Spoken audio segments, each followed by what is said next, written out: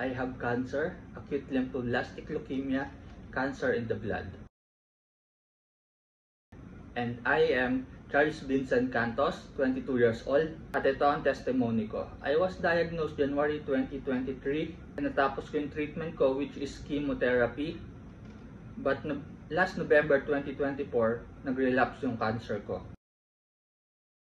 Ko nakilala si Barley, sobrang hirap ng pinagdaanan ko, like 56 days in the hospital because of multiple infections, continuous fever, pneumonia, low immune system, seizure, even mental health problem. But nalagpasan ko lahat ng yon sa tulong ni God. One day, sobrang gulo ng pag-iisip ko, may isang taong nag-message sa akin about sa product nila, which is Barley. Nakuha naman ito yung attention ko. January 2, 2025, yun yung first take ko ng Barley. After a week, naka-recover ako.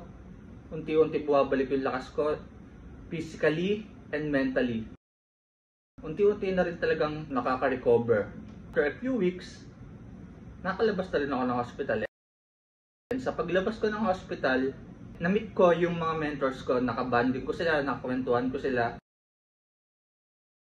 And now, nag-undergo na ulit ako ng chemotherapy. And I know, I am ready. Kasi kasama ko si God, i-guide niya ako. And I have Barley na magbo-boost and mag-susupport ng aking immune system.